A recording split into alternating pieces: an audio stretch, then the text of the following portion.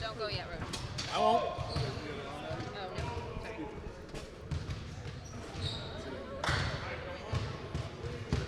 Can't go until Abby tells me so. Huh? Can't go until Abby tells me so. Okay, Gotcha. good. Thank you. You sure? Sorry. Okay. Joe, Jimmy Butler. Do the best I can. They might have to go How high. does he compare to some of the other stars you had back up with it? What's the key to kind of strong? Yeah, he's a great player. Plays with a great mindset, and it's the same thing every series. We're playing against great players in the NBA playoffs, and at the end of the day, it comes down to the type of mindset, the approach we have, the physicality we play with, and the details that we play with.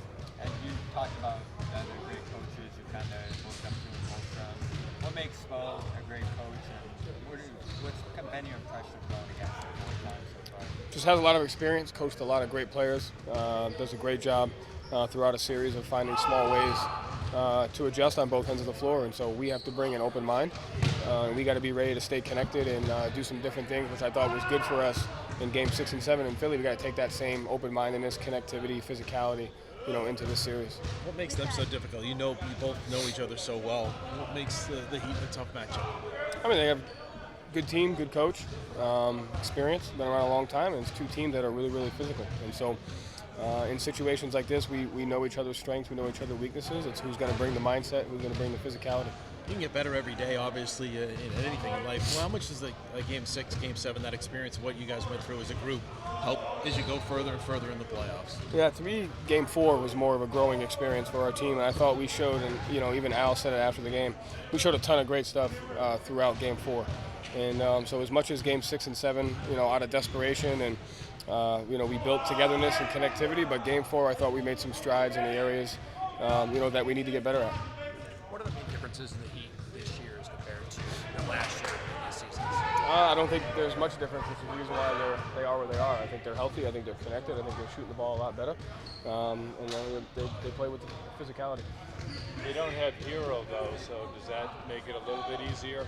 The conference finals will not be easy no matter who's on the floor. So they throw a ton of zone at every team. You guys have had your struggles with it. How do you fight through that, especially when they're going to throw probably 2, 3, 4 different types at you? Yeah, just play with the pace. I think it starts with our defense, and can we get out and get early? We can't pass up open shots, and we have to have great spacing.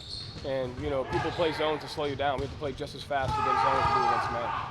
Joe, it's the third time in 4 years this team has seen the Miami Heat in a playoff series. Is there familiarity, or in the playoffs, everything independent from what happened? I think there's a little bit of both.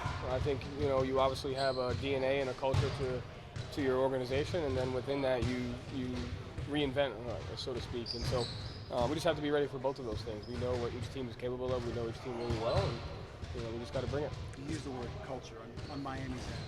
How much do you respect what they've kind of built and maintained? Yeah, everybody has a culture. I think we have ours as well, and both teams have shown that they're able to get through good times and bad, and it says a lot about the players in the organization more than anything. What's different about the matchup with Bam as compared to Joel? How do you go about trying to neutralize him? What does he do, particularly on the defense end? Yeah, he's similar in the fact that he gets out in transition and he puts a lot of pressure on your defense as far as fouling. And it's just as much as he's scoring, he has the ability to facilitate. And so we just have to be really detailed in how we're going to guard him. How do you think the experience that Jason had, obviously struggling at the start of Game 6, but the way he finished and also in Game 7, how do you think that helps him in terms of his growth and maturity as a player? The best way it helped him was he didn't think he was struggling in Game 6, and he continued to play well-rounded basketball. He defended, he guarded, he ran our offense. He fought for great looks, and he just didn't get them. And so to me, there's no difference from a process standpoint. How he played in Game 6 and 7 is obviously different in results. But when because he has the ability to dominate the game on both ends of the floor, it always puts us in position to win. In the past, do you think he would move out of his process, and that's the change? I'm not sure about it. Joe, injury issues, everyone. Yep. Do you take any personal challenge on when you go against a coach, as successful as him? No, it's the Boston Celtics versus Miami Heat. Do you plan to use Rob the same way you used him towards the end of the Sixers series? We'll start. Do you have any reaction This at will be all? about adjusting to what Miami presents, and how much will it be about you guys dictating how the game goes? I think both.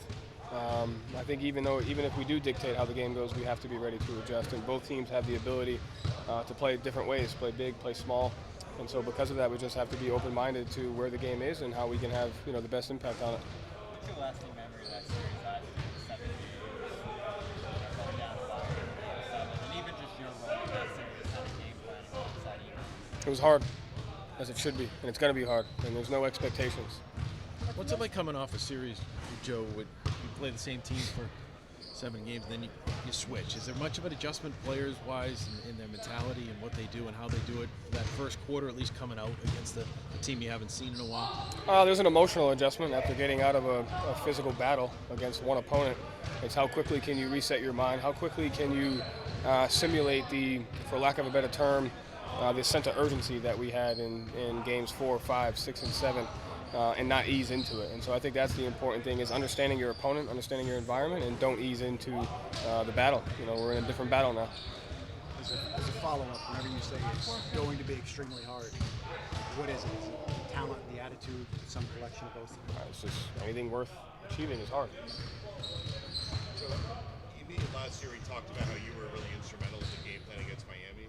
Now that you're in charge, going up against such a legendary coach for all the adjustments he makes, what's like the part of the chess match you're most excited about? Just understanding when it's time to adjust and what to adjust to. You have to, against this team, know exactly what's hurting you. And as good as they are at adjusting, they're just as good at winning the margins and the little things. And so if we don't get back in transition, if we don't value the basketball, if we don't defend without fouling, and we don't rebound, adjustments aren't going to matter.